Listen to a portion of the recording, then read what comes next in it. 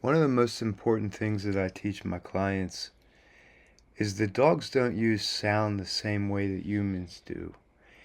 We're very sound oriented, and the best way to explain it is we primarily communicate using sound and then sight, and then last of all, we use smell. And with the dog, that order is the exact opposite.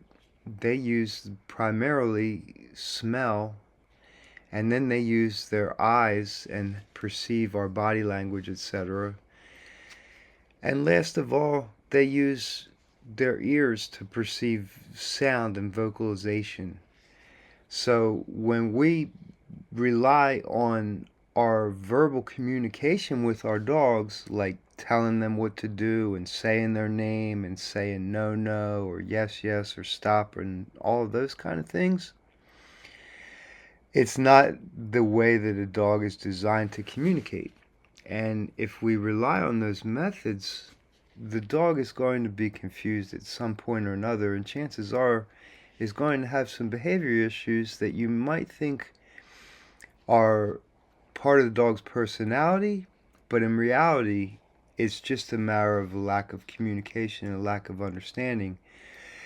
And when someone like me comes along and shows you how to communicate in your dog's language, all of a sudden the things that you think are personality traits of your dog, you realize are just um, behavior that was more related to lack of communication than anything else.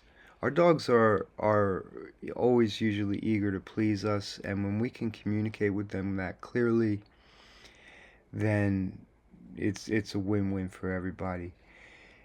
There's a funny story I want to share.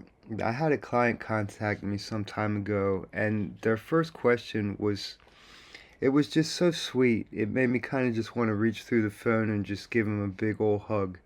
Because what they said was, I have a dog that we rescued, and I'm not sure if you'll be able to help it because we adopted it from a Spanish speaking family, and the dog has only ever been spoken with in Spanish. And we're not sure if it's going to respond to a dog trainer who doesn't speak Spanish. And it was the perfect opportunity to explain to this person how dogs don't really rely on language the way we do, and how it wouldn't be a problem at all to communicate with this dog in English, quote unquote, because English really wouldn't be the method I was using to communicate with the dog. So it worked out great. I was able to show them how dogs truly communicate, which really doesn't involve listening to the words that we utter. They actually don't understand hardly any of them except like their name and walk and play and potty and a few basic things. And smart ones, they understand more, but you basically don't want to rely on sound to communicate with your dog. So I hope you enjoyed that funny little anecdote, and feel free to reach out for any dog training inquiries. Have a great day.